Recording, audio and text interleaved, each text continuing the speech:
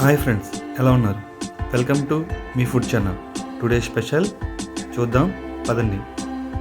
Hi friends, ఈరోజు మన special వచ్చి ఆవ పులిహోర. చాలా సింపుల్గా ప్రిపేర్ చేసుకోవచ్చు. టేస్ట్ అయితే మాత్రం సూపర్గా ఉంటుంది, ఎక్సలెంట్గా ఉంటుంది. పులిహోరకి కావాల్సిన ఇంగ్రీడియంట్స్ ఇవి. ముందుగా ఒక తవ్వతో బియ్యం తీసుకుంటున్నాను. అందులో ఒక 4 చెంచాల పచ్చిశనగపప్పు వేసి శుభ్రంగా క్లీన్ చేసుకుని వాటిని ఉడికించుకోవాలి.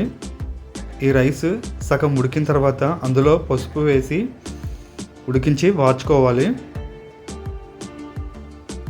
చూడండి, ఇదిగోండి ఉడికించి వార్చిన రైస్, పులిహోరకి కావాల్సిన రైస్. ఇప్పుడు ఈ పులిహోరకి కావాల్సిన కర్రీ ప్రిపేర్ చేసుకుందాం. కర్రీ కోసం ముందుగా ఒక గుప్పెడు చింతపండు నానబెట్టుకోవాలి, నీటిలో వేసి పక్కన పెట్టుకోండి. ఇప్పుడు ఒక పాత్రలో ఆయిల్ వేసుకుని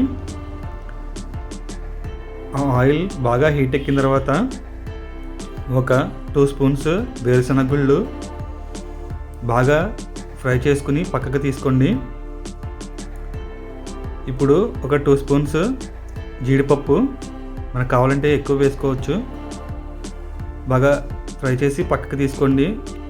ఇప్పుడు 1/2 చెంచా మెంతులు, ఒక చిటికెడు ఆవాలు, 2 స్పూన్స్ మినపగుళ్ళు వేసుకోండి.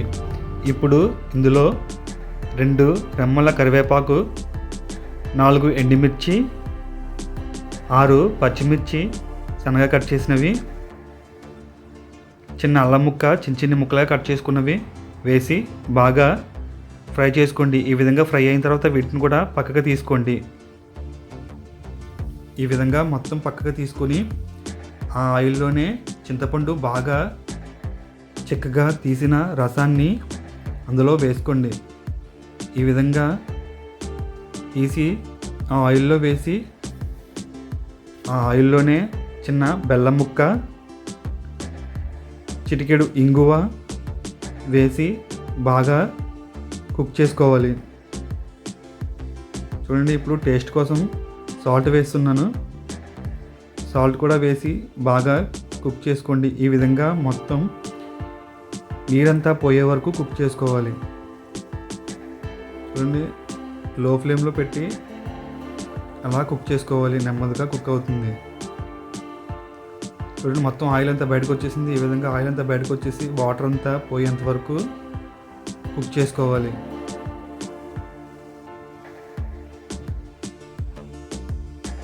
స్టవ్ ఆఫ్ చేసుకోండి. ఇప్పుడు మొత్తం ఇవన్నీ మనం ప్రిపేర్ చేసుకున్న రైస్లో కలుపుకోవడమే. చూడండి, ఈ విధంగా మొత్తం అంతా వేసి ఈ రైస్లో కలుపుకోండి. ఆవాలు మెత్తగా గ్రైండ్ చేసి ఒక స్పూన్ కలుపుకుంటే సరిపోతుంది. చూడండి, మొత్తం మిక్స్ చేసుకుంటే ఈ విధంగా ఉంటుంది. నేను వీడియో తీసేటప్పుడు మర్చిపోయి కలిపే వీడియోని తీయలేదు, క్షమించండి. చూడండి, మొత్తం కలుపుకుంటే ఈ విధంగా ఉంటుంది. చాలా చాలా టేస్టీగా ఉంటుంది, సూపర్గా ఉంటుంది. మొత్తం అన్నీ మిక్స్ చేసుకోవడమే. ఆవాలను బాగా గుజ్జు చేసుకుని ఒక స్పూన్ కలుపుకుంటే సరిపోతుంది. టేస్ట్ అయితే మాత్రం సూపర్గా ఉంటుంది, ఎక్సలెంట్గా ఉంటుంది. ఆవాలు కలుపుకుంటే ఆవాలు పులిహోర, లేదంటే మామూలు పులిహోర, చింతపండు పులిహోర